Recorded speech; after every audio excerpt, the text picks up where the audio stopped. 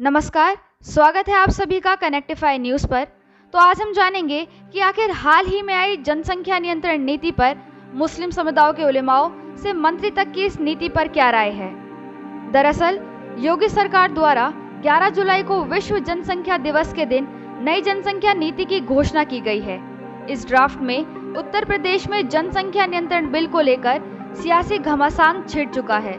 उत्तर प्रदेश के विधि आयोग ने जनसंख्या नियंत्रण कानून का ड्राफ्ट तैयार किया है, जिसके मुताबिक 2 से ज्यादा बच्चे वाले लोगों को सरकारी नौकरी और अन्य कल्याणकारी योजनाओं के लाभ नहीं दिए जाएंगे, जिस पर अब सियासत तेज हो गई है। मुस्लिम समुदाय संगठनों से जुड़े लोग मुफ्ती, इमाम, मौलाना, उलेमा 2 गुटों में बटे हुए नजर आ रहे हैं। एक गुट सरकार की पॉलिसी को लेकर मुखर है, तो दूसरा गुट सदी प्रतिक्रिया दे रहा है। ऐसे में प्रदेश सरकार से जुड़े लोग खुलकर जनसंख्या नियंत्रण नीति का समर्थन कर रहे हैं। दारुल उलूम देवबंद के मोहतमिम मौलाना मुफ्ती अबुल कासिम नौमानी ने कहा कि 2 या उससे अधिक बच्चे को जन्म देना इंसानी मानवाधिकार है। ऐसे में इसे रोकना मानवाधिकार के खिलाफ बताया। इस कानून पर उन्होंने कहा कि ये हमारे कौम के साथ इंसाफ नहीं होगा। इसके साथ ही उन्होंने कहा कि जिनके 2 से अधिक बच्चे होंगे उन्हें सरकार की सुविधाओं से वंचित किए जाने की घोषणा उन बच्चों के साथ नाइंसाफी है। वहीं दिल्ली के फतेहपुरी मस्जिद के शाही इमाम मुफ्ती मुकरम अहमद ने जनसंख्या नियंत्रण कानून को सियासी खेल करार देते हुए कहा कि ये जानबूझकर सिर्फ मुसलमानों को टारगेट करने के लिए कानून लाया गया है, लेकिन इसमें मुसलमान नहीं फंसेंगे। उन्होंने कहा कि सरकार यह कानून को लाकर बहुसंख्यक वर्ग को अपने पक्ष में लामबंद करने की कोशिश कर रही है। ऐसे में ना तो इस कानून का हम विरोध करेंगे और ना ही स्वागत।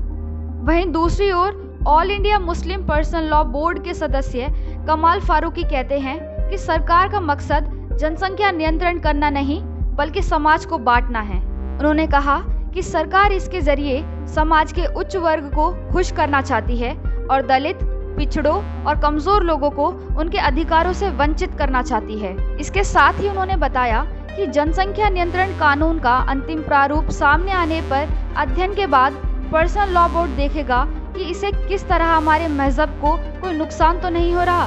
इसके बाद ही बोर्ड कोई फैसला लेगा। फारूकी ने कहा कि सरकार को कानून बनाने से ज्यादा लोगों को शिक्षित करने को लेकर गंभीरता से काम करना चाहिए। समाज में शिक्षा आएगी तो खुद ब खुद लोग इस दिशा में सोचेंगे। वहीं अल इमाम वेलफेयर एसोसिएशन के राष्ट्रीय अध्यक्ष इमरान हसन सिद्दीकी ने जनसंख्या नियंत्रण कानून को लेकर कड़ा ऐतराज जताते हुए कहा कि इस कानून से समाज के एक वर्ग को दूसरे से बांटने की कोशिश की जा रही है। सरकार कानून के दम पर जनसंख्या नियंत्रण करना चाहती है, जो इंसानियत के तौर पर कतई सही नहीं है। लखनऊ के मौलाना खालिद रशीद फिरंगी महली जनसंख्या नियंत्रण कानून को लेकर कहा कि सरकार को कानून ऐसा लाना चाहिए जो सबके लिए फायदेमंद हो।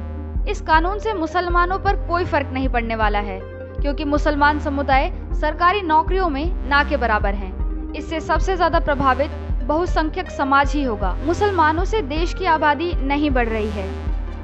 इसके साथ ही मौलाना खालिद ने कहा कि तमाम रिपोर्ट से भी पता चलता है कि जनसंख्या नियंत्रण कानून के जरिए नहीं बल्कि जागरूकता और समाज को शिक्षित करके ही किया जा सकता है। उन्होंने कहा कि 2011 की जनगणना से साफ जाहिर है कि मुसलमानों में प्रजनन दर में कमी आई है।